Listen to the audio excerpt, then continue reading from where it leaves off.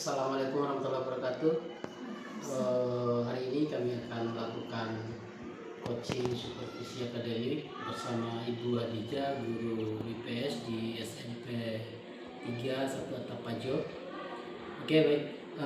Selamat pagi Ibu Adija, bagaimana kabarnya hari ini? Ya, selamat pagi Pak Harudin, alhamdulillah kabarnya baik. Oke, ya baik Ibu Adija. Ibu Adija hari ini akan mendapatkan supervisi pembelajaran ya hari ini. Iya, benar sekali Pak Harudin. Oh ya, sesuai dengan jadwal Ibu hari ini bagus sekali ya Bu ya. Saya sangat mudah-mudahan Ibu Adija siap dengan beberapa dokumen. Mungkin bisa saya lihat Insya Allah saya siap. dokumennya. Ya, ada. Alhamdulillah nih dokumennya sudah saya siapkan. Oke.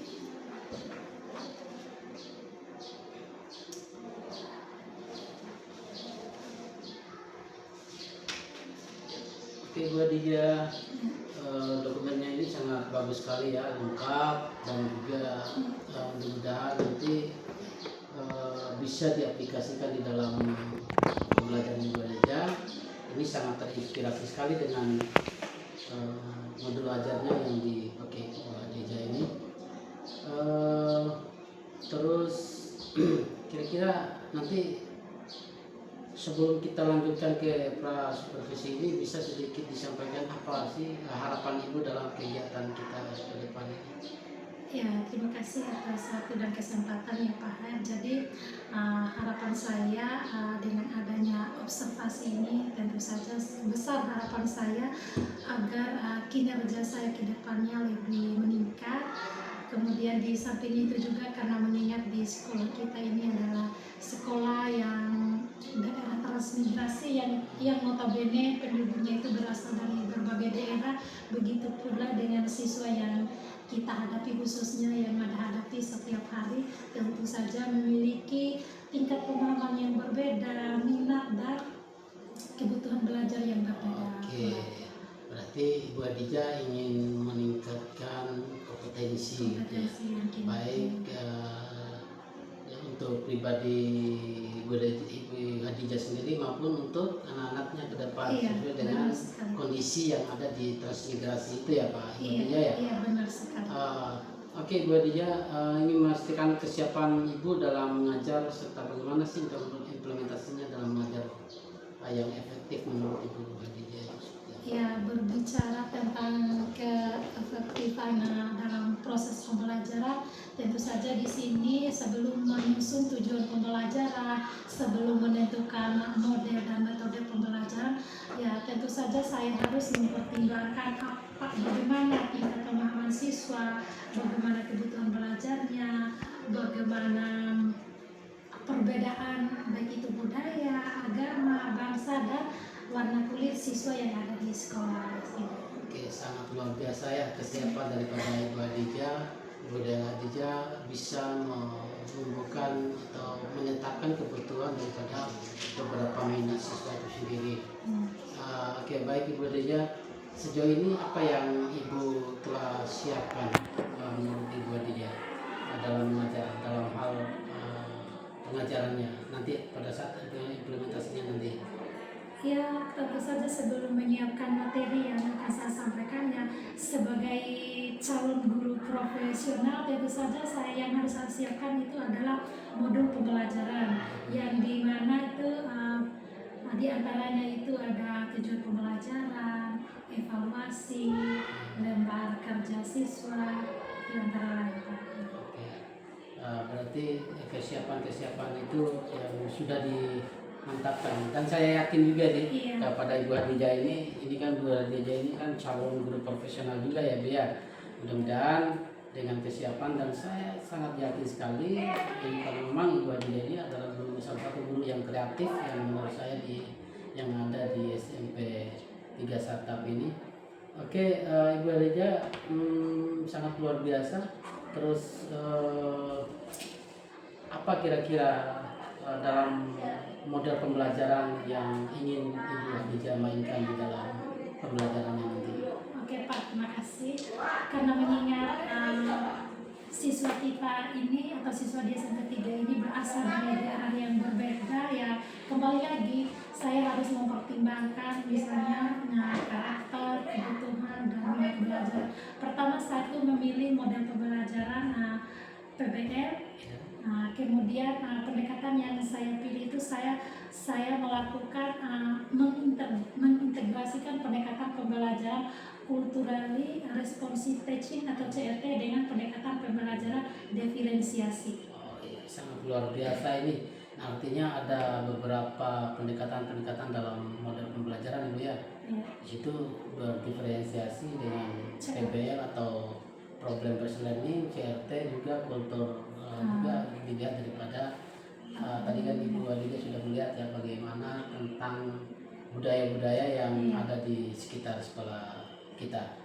Nah, kira-kira apa tujuan pembelajaran? Nah, di sini sebagai langkah awal yang berkaitan dengan kebutuhan manusia, secara garis besar tujuan yang ingin dicapai di sini yang ada 5 hal. Yang pertama itu saya ambil singkat saja, karena rencananya untuk pertemuan berikutnya saya akan menjelaskan lebih detail. Yang pertama itu tentang definisi kebutuhan, kemudian yang kedua itu menjadi tujuan kedua itu siswa mampu menjelaskan tentang perbedaan antara kebutuhan dan keinginan. Lalu yang menjadi tujuan ketiga itu siswa mampu menyebutkan jenis-jenis kebutuhan. Lalu yang menjadi tujuan berikutnya itu siswa mampu menyebutkan faktor-faktor yang mempengaruhi.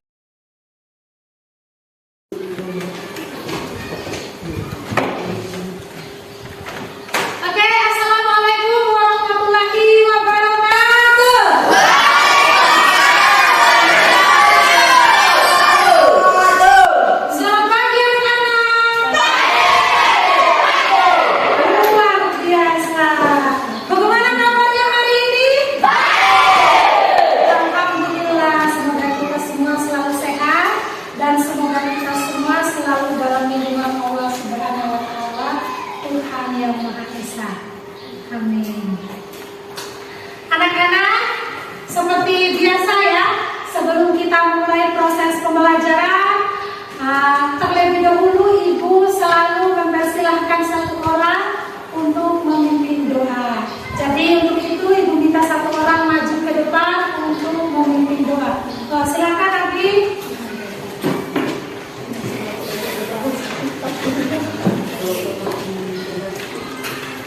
Mari teman-teman, sebelum memulai pelajaran ada baiknya kita berdoa menurut agama dan kepercayaan masing-masing. Berdoa mulai. Berdoa selesai. Sekarang Ibu ingin mengecek kehadirannya ya. Ya.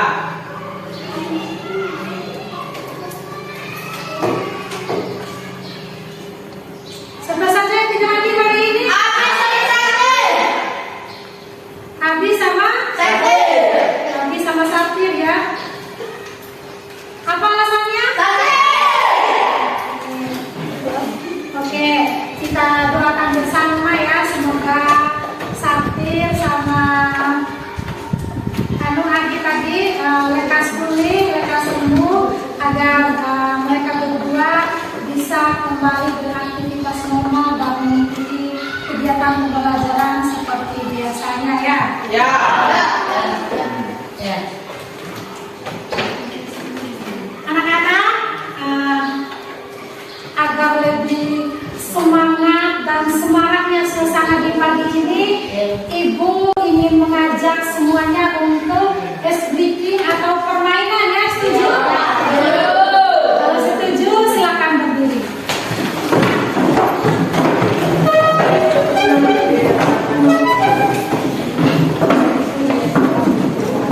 Oke, kita mulai permainannya ya. 1, 2, 3, mulai. 1, 2, 3, 4, 1, 2, 3, 4, 1, 2, 3, 4, 1, 2, 3, 4. Bunyi kumandangkan.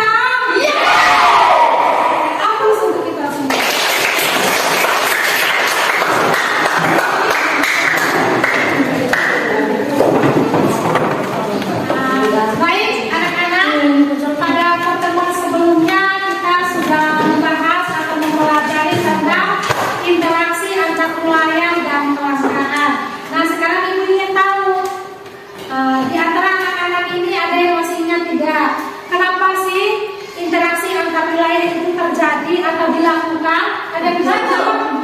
Oke, silakan. Karena ada kelangkaan. Karena Ada kelangkaan. nah ada kelangkaan apa lagi? Siapa yang tahu? Baru? Apa? Ya, karena ada kelangkaan.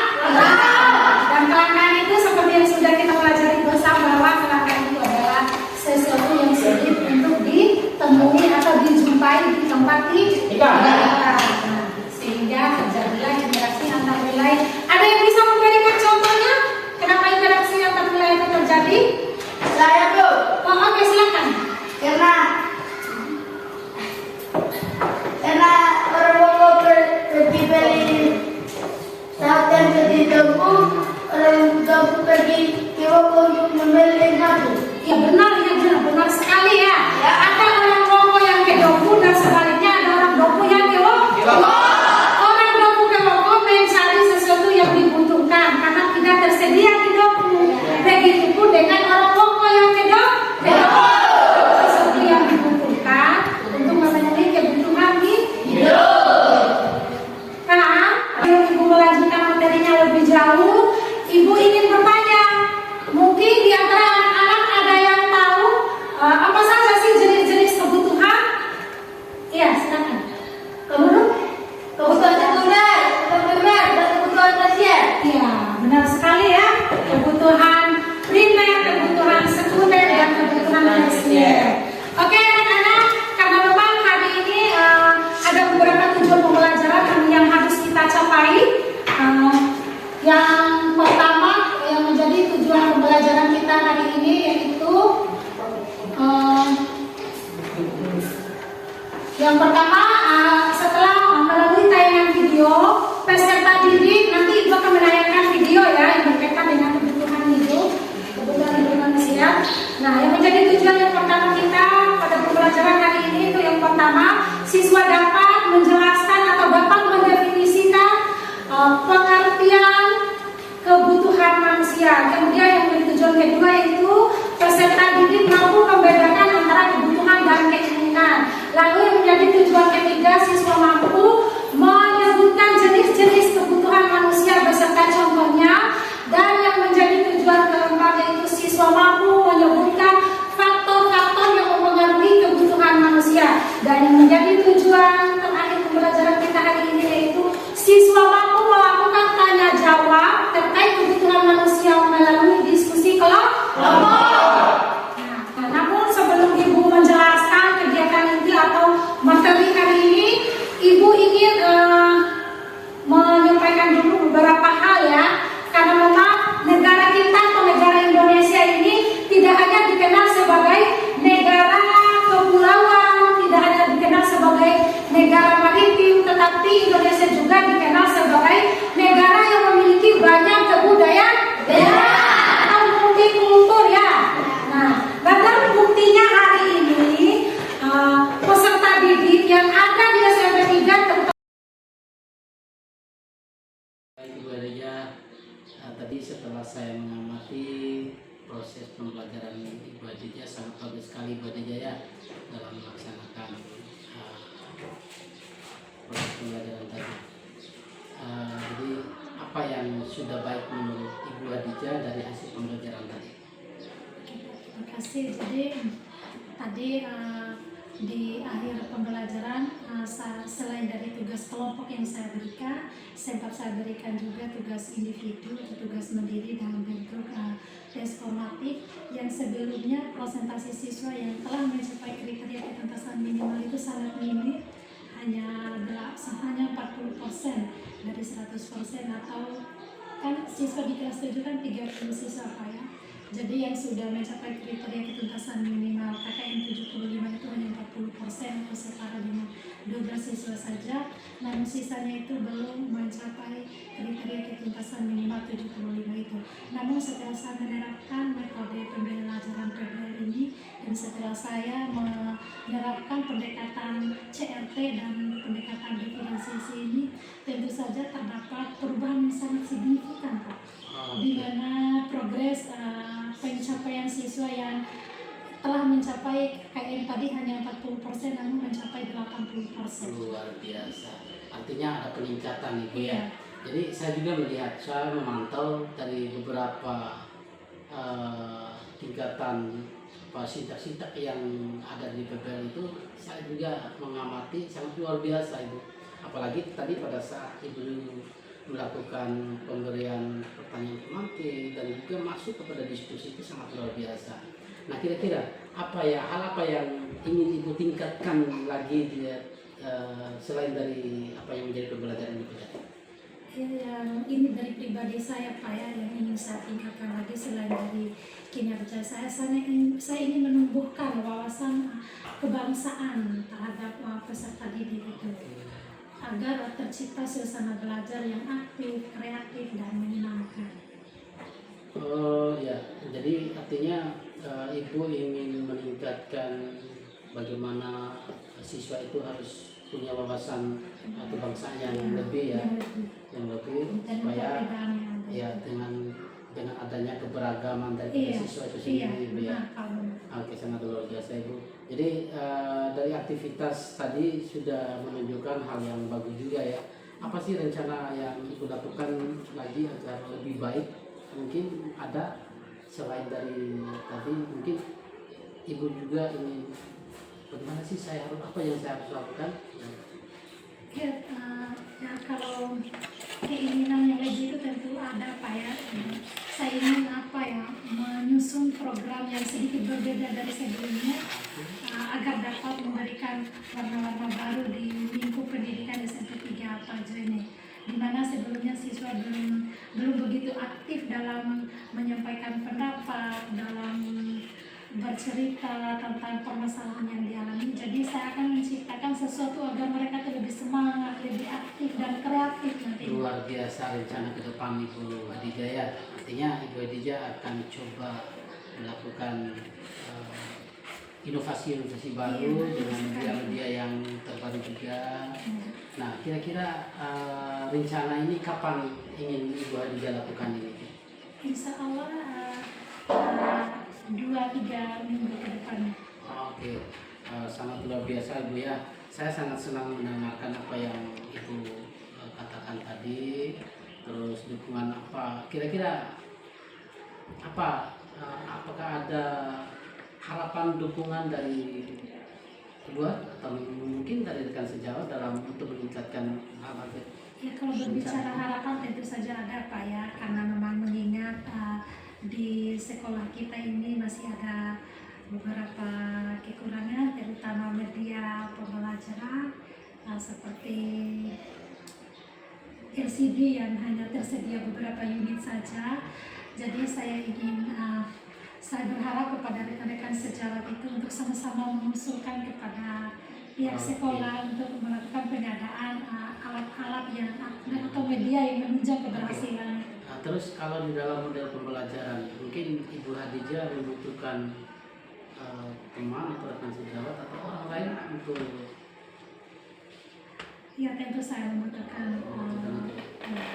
Nah, artinya ada dua tadi, Ibu Hadijah akan coba sesuai menyesuaikan diri dengan aset-aset yang ada Ibu ya. Dan juga karena memang ada beberapa kekurangan dan peningkatan daripada pembelajaran di SMP 3 sampai ini kan luar biasa ya.